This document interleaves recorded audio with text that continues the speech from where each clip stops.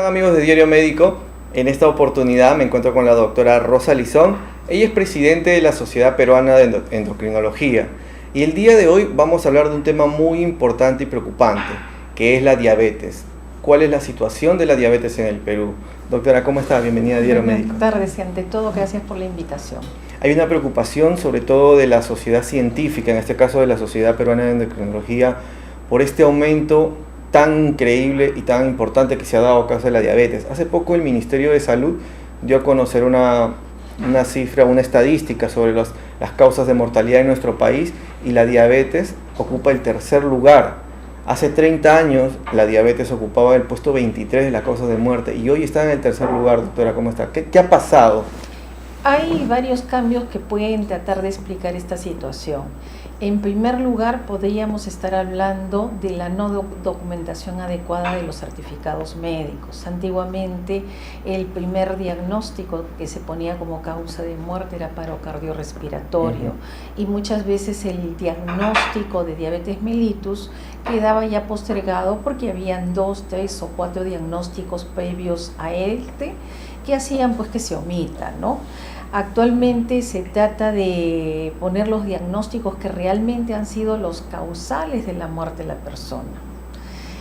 Cuando uno mira realmente estadísticas, por ejemplo, estadísticas de la OMS a nivel mundial, diabetes mellitus está como la 7ª causa de muerte, pero tiene en primer lugar enfermedad coronaria y en segundo lugar infarto agudo de miocardio. En este grupo de personas que fallecen con estos diagnósticos, muchas veces también vamos a encontrar metida ahí la diabetes mellitus. Entonces yo creo que es más un tema de registro, de cómo estamos registrando la causa de muerte en los certificados. O sea, para usted existiría, digamos, un mayor número de personas que mueren a causa de diabetes, porque los accidentes cerebrovasculares, los problemas cardiovasculares también son problemas que proceden de la diabetes, ¿verdad? O sea, estas cifras que nos está dando el Ministerio de Salud actualmente, como que la diabetes es la tercera causa de muerte, son cifras que son más cercanas a la realidad. Porque precisamente ya hay mejor forma de sustentar los certificados de defunción, ¿no? Desde el punto de vista de causas de mortalidad. ¿Cómo atacar cómo tratar de reducir esta cifra tan importante, que no es una cifra local, sino es una cifra mundial? Esto se ha convertido en una pandemia. Así es. Como conocemos todos por el estudio de Perú-DIAC del doctor Segundo Seclén, la diabetes mellitus en el Perú ha alcanzado una prevalencia de 7.1%.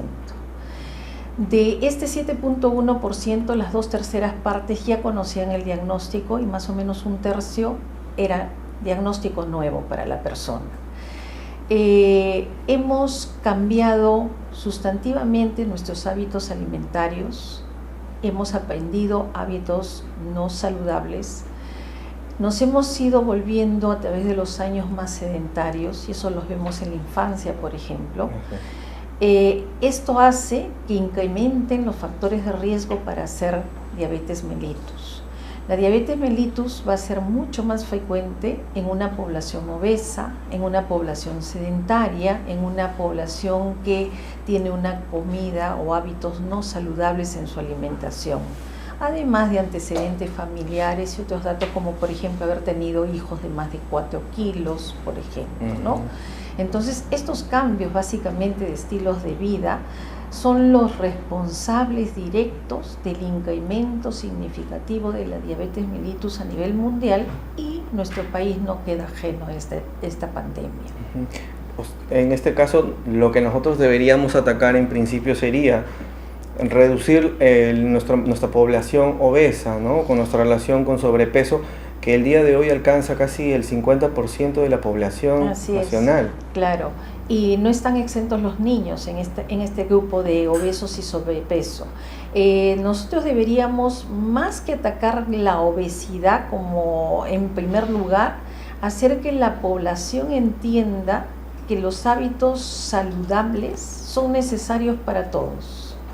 Si nosotros nos alimentamos en forma sana, comemos verduras, comemos frutas, no abusamos de las harinas, no comemos monosacáridos, estos azúcares refinados en grandes cantidades como se les oferta ahora a los niños, esta conducta va a ser una alimentación saludable que va a permitir de repente y muy probablemente que bajemos de peso y tengamos un mejor peso, un peso más adecuado para nuestra talla, pero principal y fundamentalmente tener alimentación sana que nos permita también mantenernos saludables.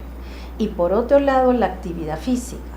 Para todos es saludable hacer actividad física. Media hora de actividad física realmente nos consume calorías y nos va a poner en mejores condiciones. Y la población cree que hacer actividad física es muchas veces ir a un gimnasio, y eso no es cierto.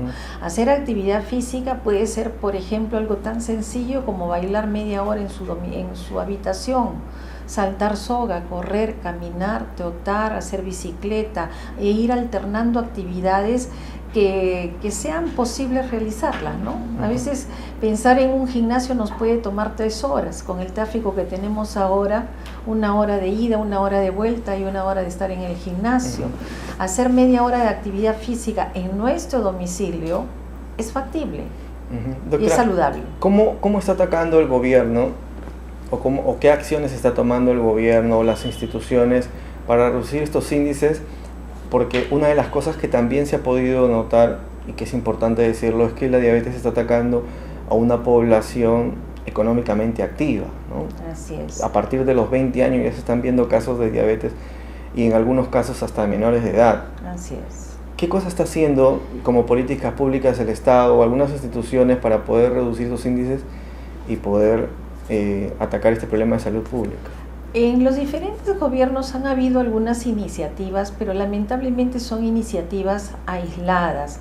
Si ustedes recuerdan, por ejemplo, el doctor Tejada, quien fue alcalde de San Borja, claro, cuando estuvo en el ministerio hizo propuestas interesantes en relación a ejercitarse y alimentación saludable, que son pautas que no solamente van bien para evitar o retrasar la presencia de la diabetes mellitus, sino evitar obesidad y algunas otras enfermedades, ¿no? Posteriormente, por ejemplo, aparece también en ese mismo periodo de gobierno las restricciones en los colegios de la alimentación chatarra, ¿no? Fomentar alimentación saludable, vegetales y verduras al día. Pero esto no pueden ser conductas aisladas, sino deberían ser políticas de Estado, ¿no? Que obliguen pues a realmente tener pautas que seguir en todas las esferas, en todos los estamentos que esté la persona.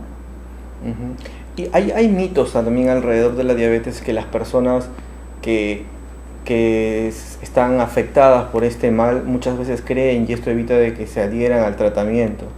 Una de ellas, como conversábamos anteriormente, era el mito de que tomar la medicación, esta medicación que normalmente en principio es metformina para los pacientes que se inician en diabetes, podría ocasionar daño renal. ¿Qué tan de cierto o no es este mito? Y si usted pudiera aclararlo al público, porque muchas de las personas creen que tomar la medicación le va a ocasionar un daño renal. Eso es cierto. Un grupo grande de personas que tienen enfermedades y que tienen que medicarse por indicación médica son a veces renuentes a recibir medicación. Tienen la idea que les va a hacer daño al hígado, que les va a hacer daño al riñón.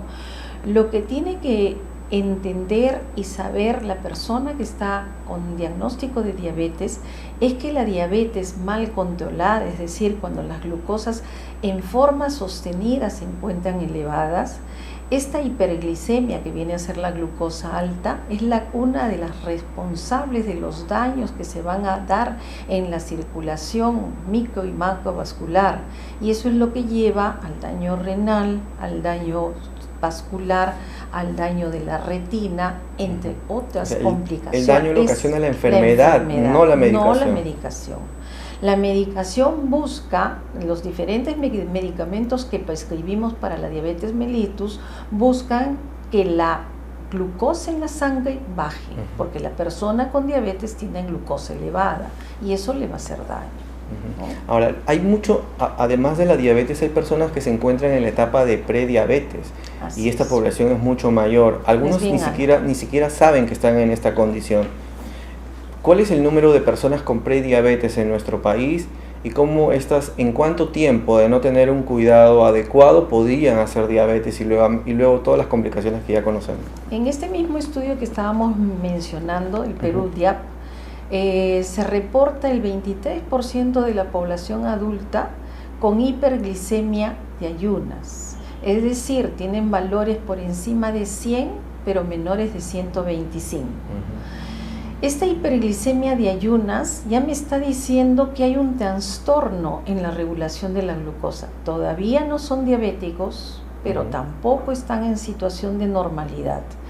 Esto lleva a que si la persona no hace modificaciones que lo lleven a bajar estas glucosas, en un tiempo cercano van a pasar a engrosar la fila de las personas que tienen diabetes mellitus.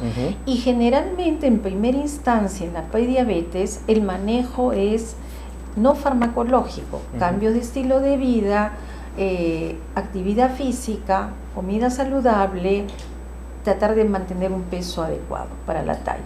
Si no se logra éxito con estas medidas, hay medicamentos como la metformina, por ejemplo, es uno de ellos que puede ser utilizado en esta condición. Y doctora, ¿qué diferencias hay entre estos medicamentos que es el Jaumet y el Combicide? Y ya, ¿cuál me ha dicho? Janumet debe ser. Ya, estas son nombres comerciales. Son nombres comerciales de grupos de familias nuevas que han aparecido en los últimos años. Antiguamente nosotros teníamos en nuestro país para el manejo de la persona con diabetes solamente sulfonilureas, que es la glibenclamida, e insulina. Más o menos en los años 90 tenemos en nuestro medio metformina. Y a partir del 2000 comienzan a aparecer una serie de medicamentos de familias nuevas, de medicamentos para el manejo de la diabetes mellitus. Los medicamentos que usted me menciona son combinaciones de una familia que se les conoce como inhibidor de DPP4 más la metformina en un solo medicamento. Los inhibidores de DPP4 son medicamentos muy seguros, tienen el riesgo de provocar hipoglicemia es mínimo, lo cual da mucha seguridad en el uso. La metformina es un medicamento que está en primer lugar en el manejo, así es el que está en primer lugar en el manejo de la persona diabética, y generalmente uno busca asociar medicamentos. Muchos empiezan con uno, pero generalmente a corto plazo uno asocia medicamentos que tienen mecanismos de acción diferentes, ¿no? Entonces los inhibidores de DPP4, como son estos medicamentos, van a ser medicamentos que bajan la glucosa y que son muy seguros. Esa es la ventaja. Hay parte de la evidencia que me ha sorprendido un poco, que es acerca de las personas que están en prediabetes. Se ha demostrado, si es cierto, que estas personas, si practicasen deporte de manera regular, esto podría equiparar a una persona que está medicada, ¿verdad? O sea, el efecto que te produce la medicación para un paciente con prediabetes es tan o igual a lo que podría ser practicar deporte de manera regular. Claro, deporte asociado a alimentación saludable. Alimentación saludable, Hay muchos estudios mundiales y grandes donde se selecciona personas que tienen alto riesgo para hacer diabetes, que son obesas, sedentarias, familia diabética, etcétera. Entonces, se les hace seguimiento a largo plazo. Se les pone un programa muy controlado de cambios en estilos de vida, básicamente, ¿no? Alimentación saludable, actividad física, y se les sigue a través de los años. Y se observa pues cómo estas personas que cumplen las medidas, la intervención que se está haciendo, retrasan significativamente la aparición de la diabetes. Pero esto tiene sus costos, no tanto económicos, sino el costo que tiene que asumir la persona en hacer los cambios de conducta, cambios en tipos de alimentación, eliminar el sedentarismo, eliminar vicios si existieran, tipo tabaco, ¿no? O sea, esto demuestra también un poco la importancia de hacer deporte y una alimentación saludable sobre los efectos de la diabetes, ¿verdad? Eso le hace bien a todos, incluido a la gente que está sana. Claro. Para seguir estando sano. Entonces, esto se trataría no solamente entonces de un tema de salud, sino un tema de educación también, para educar a la persona por supuesto. En la alimentación. Nosotros deberíamos estar interviniendo en todo, donde haya conglomerado humano, deberían haber intervenciones de esta naturaleza. Antiguamente, por ejemplo, existían cursos, ya hablo de muchos años, quizá usted no lo ha conocido, educación para la salud en el colegio, ¿no? Los niños en primaria conocían algo de los cuidados higiénico-dietéticos que debían tener desde tempranas edades en los colegios. Esto mismo debería darse, por ejemplo, en las universidades, en los universitarios, claro, en los comedores populares, para que la gente que prepara las comidas, los menús, sepan pues cómo escoger los alimentos, ¿no? Y tratar de seleccionar lo más sano posible. Así es, doctora. Hemos hablado de una población en la que, digamos, se podría hacer prevención, pero ¿cómo está el cuidado de los pacientes que ya han sido diagnosticados con diabetes, para evitar de que continúen con su medicación y no se lleguen a complicaciones en las cifras que acabamos de ver, ¿no? Que la diabetes es la tercera causa de muerte en nuestro país? En las personas que ya tienen diagnóstico de diabetes, uno tiene que hacer prevención secundaria. Eso quiere decir, yo debo hacer todos mis esfuerzos conjuntamente con la persona que tiene diabetes para que no se complique. Los órganos blancos, es decir, los órganos que se dañan por la diabetes, van a ser retina, riñón, miembros inferiores por alteración de la circulación, básicamente, ¿no? Si nosotros logramos mantener un buen control de la glucosa, pero ese no es el único punto. Muchas veces, con mucha frecuencia, la persona que tiene diabetes mellitus también tiene dislipidemia, también tiene hipertensión, claro, también tiene sobrepeso o obesidad. Entonces tengo que controlar todos los frentes, todas las comorbilidades que están acompañando a la diabetes. Si nosotros logramos mantener colesterol, triglicéridos en rango de normalidad, hipertensión arterial controlada, la glucosa en valores aceptables, con una hemoglobina glicosilada de 7 o por debajo de 7, peso, y bien es cierto, de repente no podemos hacer que el que tiene obesidad importante baje a peso ideal, pero por lo menos que baje un 5% del peso que tiene.